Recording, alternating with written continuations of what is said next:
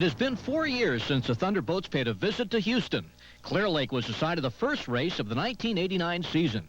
Fans lined the shore to watch Jim Cropfield in his first race since breaking his neck at Miami in the 1988 season opener. Miss Budweiser and Circus Circus provided most of the excitement. In the preliminary heat, the Bud and Circus collided while jockeying before the start. The crews worked feverishly to get the boats ready for the final. Both boats were ready for the final, but Chip Hanauer had to settle for second, driving with only one hand while using the other to hold down his canopy, which popped loose. The Budweiser crossed the finish line first at an average speed of 126 miles per hour. Scott Pearson, the Mr. Pringles, was third. Oh Boy Oberto with George Woods Jr. was fourth. And Mitch Evans and the Cooper's Express took fifth. The next race took the teams east of the saltwater of Miami, not the favorite environment for turbines.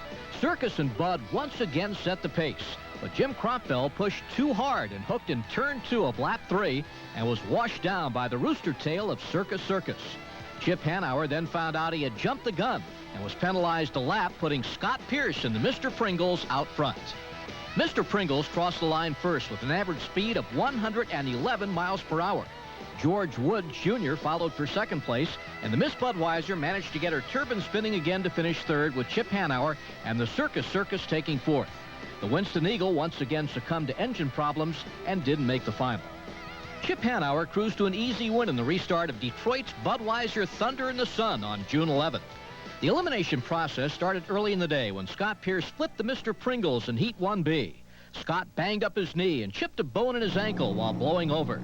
The Miss Budweiser then eliminated herself in the first attempt at the final when she blew over in turn 2 of the first lap. Amazingly, she received only minor damage. Jim Cropfield walked away with no injuries. The mandatory enclosed cockpits once again protected the drivers from serious injury during the spectacular hydroplane blowover. When the day finally ended, Circus was the winner at 124 miles per hour, followed by the Winston Eagle and the Halsett Miss Madison. Miss DOC Ray-Ban with Mitch Evans did not finish, and Oh Boy Oberto did not start. At Madison, Indiana on July 2nd, the Miss Budweiser with pilot Jim Cropfield drove to victory in a rainstorm with a winning average speed of almost 114 miles per hour. Miss Budweiser won all 4 of her heats for a perfect day, topping a week that included setting a new course record of 135 miles per hour. The real excitement was for second place as the piston-powered Oh Boy Oberto chased down the turbine-powered Mr. Pringles to take second by only a boat length. Chip Hanauer and the Circus got washed down in the first turn but restarted to finish fourth. Larry Lauterbach spun out trying to avoid the stalled Circus and had to settle for fifth. The hometown favorite, Halsett Miss Madison, failed to acquire enough points to make the final. With the Indiana Governor's Cup now complete, the boats were loaded up for the journey back down the river for the rescheduled Budweiser Thunder on the Ohio. Almost everybody had a bad day at Evansville. Oh Boy Oberto had engine problems and didn't make the final. Miss Budweiser lost power and got washed down before the start of the final. She restarted but only managed to 5th place. Circus Circus clipped a buoy and was assessed an extra lap, bringing her in 4th. Mike Hansen and the Halsett Miss Madison started the race but didn't stay running to take the checkered flag. So with 3 boats left, Larry Lauterbach took command with Winston Eagle winning with an average speed of almost 121 miles per hour. Scott Pierce and Mr. Pringles were second, and Todd Yarling and the Miss Risley took third. The season was now at the halfway point, and the big news of the week was not a race, but a driver change. Jim Cropfield was giving up the driving duties of the Miss Budweiser, and 1988 world champion Tom DeEath was taking over. Tom wasted no time setting the pace at Syracuse for the Pringles Family Thunderboat Classic. Tom took the Miss Budweiser around the 2-mile course for a new qualifying record of 154 miles per hour. Speed was the word of the day on Sunday as Circus Circus and Miss Bud raced deck to deck at 150 miles per hour during Heat 3A. Scott Pierce was not so lucky during the day as he rode the Winston's rooster tail and flipped for the 2nd time this season. Scott was okay, but the boat sustained heavy damage. The final was Chip Hanauer's 100th career start. He set a blistering pace flying down the backstretch at over 200 miles per hour and running away from the pack. Unfortunately, the wind was not in his favor, and he rose from the water, flipping the boat and breaking it in 3 pieces.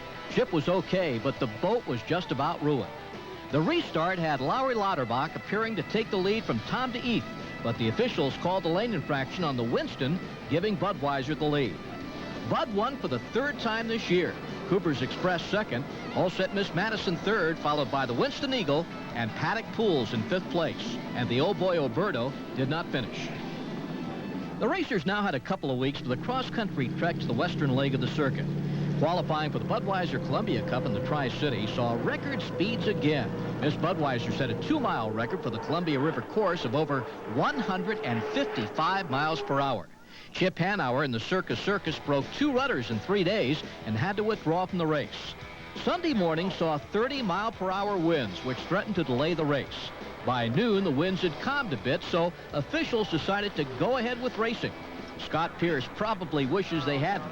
He fell into a hole in turn 4 on lap 1 in heat 1B, bounced, caught a gust of wind, and made it a hat trick by flipping the Mr. Pringles for the 3rd time in the 1989 season.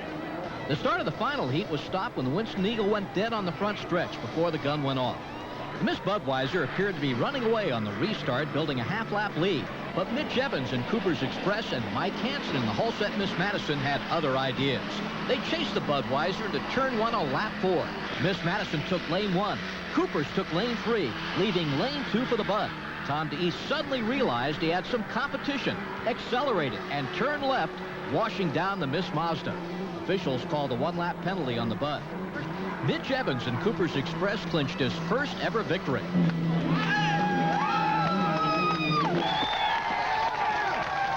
So we just were, I wasn't going to let up no matter what. I was just let her go or blow. That was it.